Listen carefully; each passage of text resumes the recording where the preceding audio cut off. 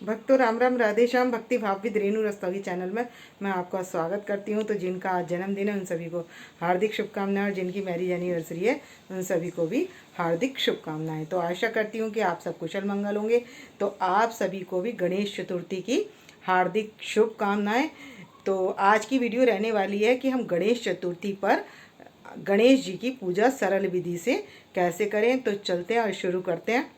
तो भक्तों आप सबसे पहले चौकी पर पीला कपड़ा बिछा लें और पीछे कोई भी चुंदरी वगैरह टांग कर और बंदरवार लटका कर आप इस तरीके से तैयार कर लें जब आपको गणेश जी को पधारना है। तो गणेश चतुर्थी है हमारी 7 तारीख की, शनिवार का दिन पड़ रहा है, 7 सितंबर की है। तो जब हम गणेश जी को बिठाएंगे तो उससे पहले एक चौकी लगा लेंगे और चौकी पर गणेश जी का एक आसन लगा लेंगे। तो भक्तों एक चौकी पर मैंने क्या कर लिया है, ये आसन बना लिया है और यहाँ पर हम अपने गणेश जी को विराजमान कर देंगे और उसके आगे मैंने एक लाल कपड़ा बिछा लिया है।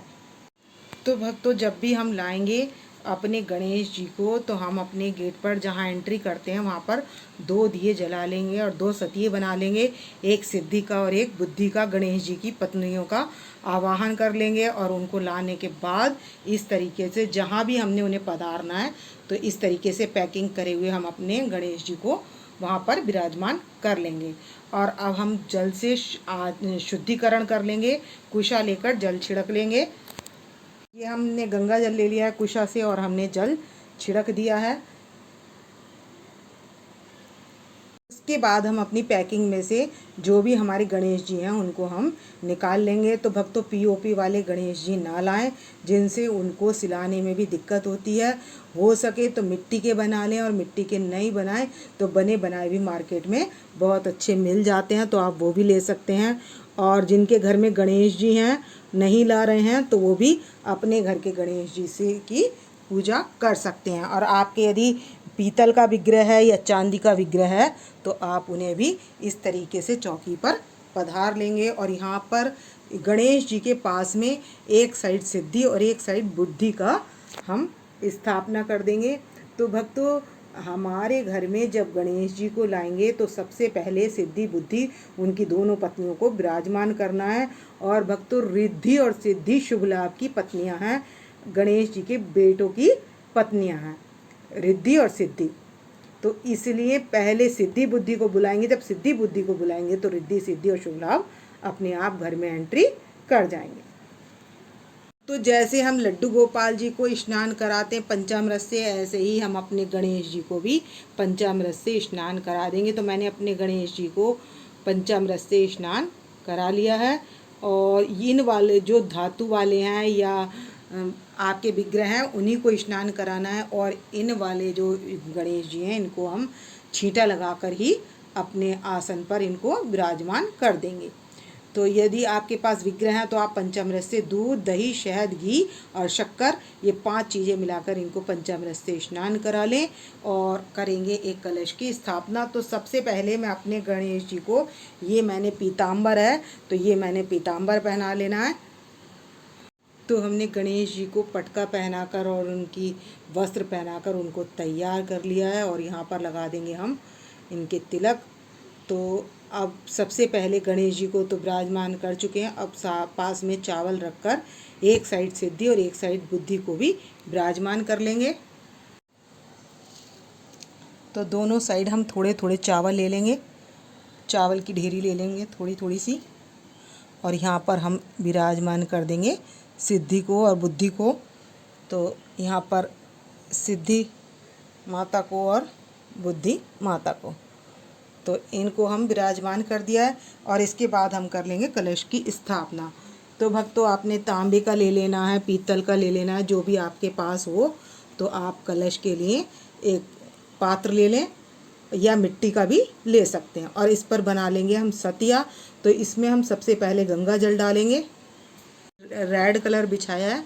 तो यहाँ पर हम एक चावल की ढेरी बना लेंगे, चावल की ढेरी से हम बनाएंगे अष्टदल कमल। तो यहाँ हम अपने जल के कलश को स्थापित कर देंगे।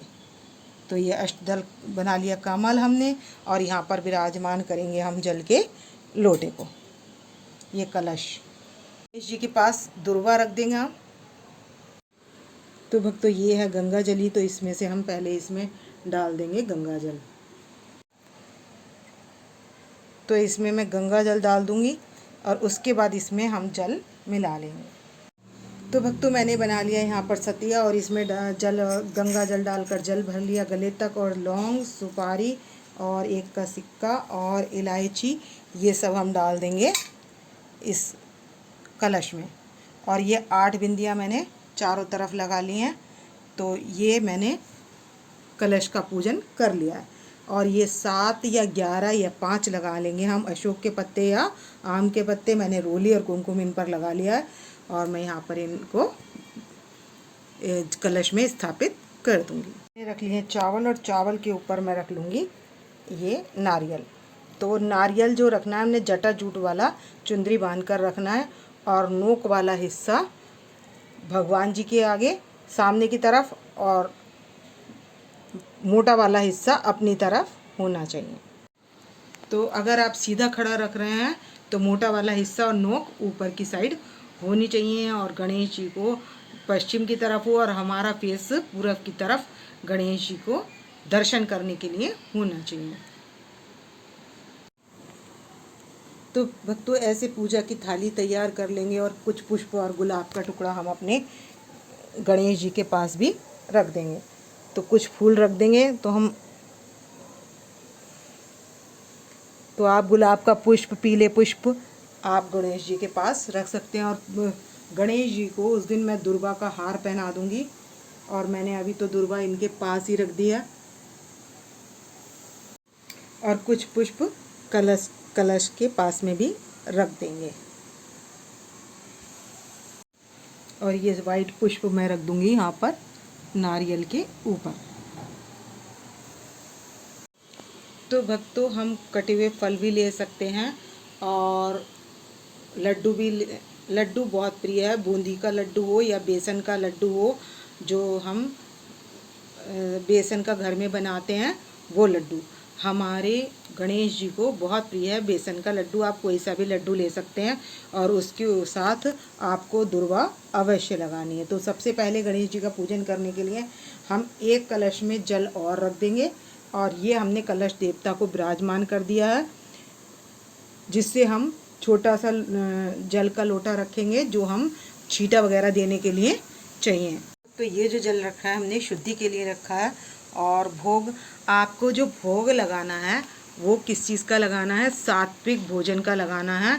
और उसमें 8-10 दिन तक, जब तक भी आप विराजमान करते हैं तब तक लहसुन प्याज का खाना नहीं बनाना है। मांस, मदिरा, कोई भी चीज़ ऐसी आपको घर में नहीं बनानी है, और ना ही मदिरा का सेवन करना है। तो गणेश जी की पूजा में सुबह भी और शाम को दोनों टाइम आपको आरती करनी है। तो आप सुबह को जो फूल लगाएंगे वो हटा देंगे और शाम को दूसरे फूल लगाकर कर लेंगे। और यदि आप फूल सही हैं आपके, तो आप शाम को भी ऐसे ही लगे रहने देंगे। और पूजा की जो दिया है वो आप, जैसे ये पीतल का दिया है, तो ये आप शाम को भी धोकर उससे पूजा करेंगे। तो अब हम सबसे पहले कर लेंगे गणेश जी के तिलक कर लेंगे।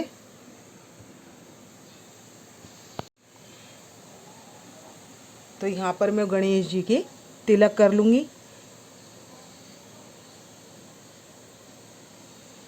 और इस पर लगा देंगे चावल। तिलक के बाद मैं यहाँ इनके चावल लगा दूँगी। तो भक्तों पान आप खुला भी रख सकते हैं। ये मैंने पान लिया है, या इसमें सुपारी और लौंग भरकर ये इस पान के अंदर मोड़कर इसे रख सकते हैं।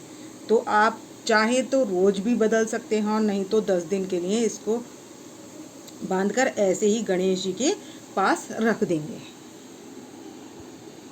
और ये जो आसन हमने गणेश जी का लगाया है, ये हमने गणेश जी के पास रख देंगे यहाँ पर।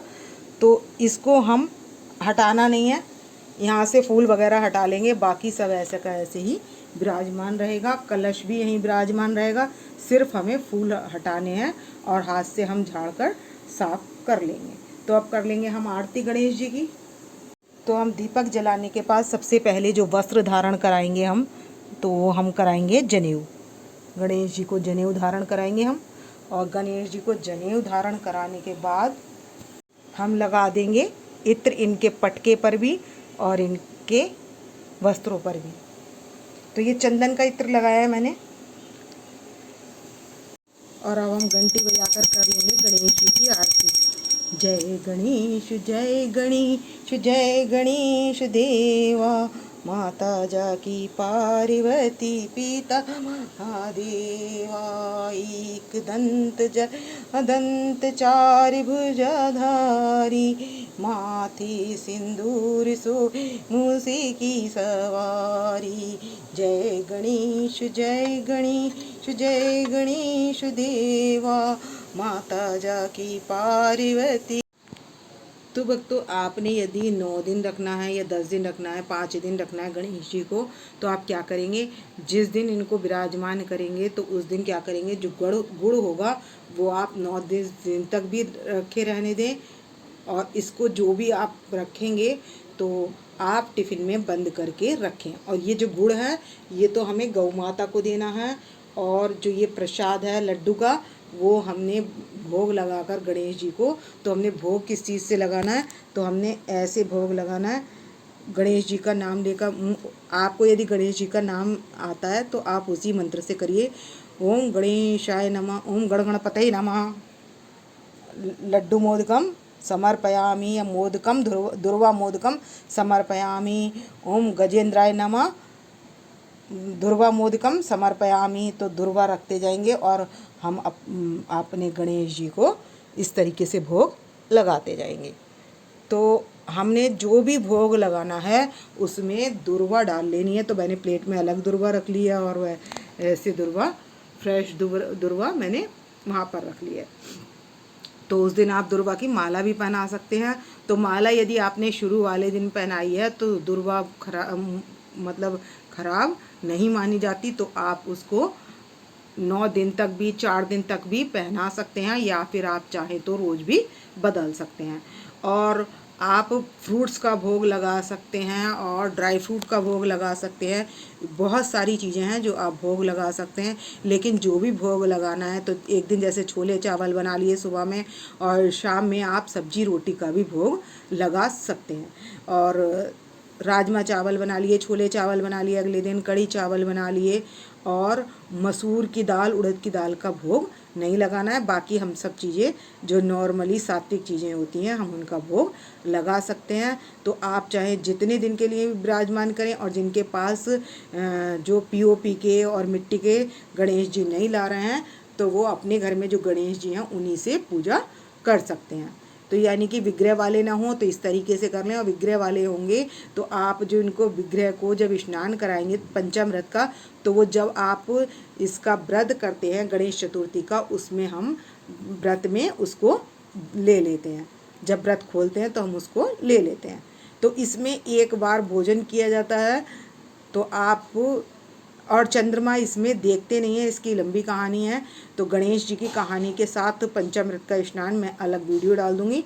तो आप इस तरीके से सरल विधि से घर में किस तरीके से पूजा कर सकते हैं, तो वो मैंने आपको ये विधि बता दी है। तो आपको यदि मेरी ये वीडियो पसंद आई तो प्लीज़ लाइक करें, सब्सक्राइब करें और शेयर करना ना भूलें, और कमेंट्स में अपनी हाज़िरी लगा सकते हैं। और अगर हमारी पूजा में कोई त्रुटि रह गई हो तो उसके लिए हमने दक्षिणा भी ज़रूर देनी है। तो हमने दक्षिणा जो है अपने गणेश जी के पास कुछ पैसे रखकर और पुष्प रखकर यहाँ पर रख देनी है, इनके पास हम रख देंगे, जिससे हमारी भगवान हुई हुई त्रुटि को क्षमा मांग लेंगे। और तो मिलते हैं नेक्स्ट वीडियो में। भक्तों राम राम, राधे श्याम।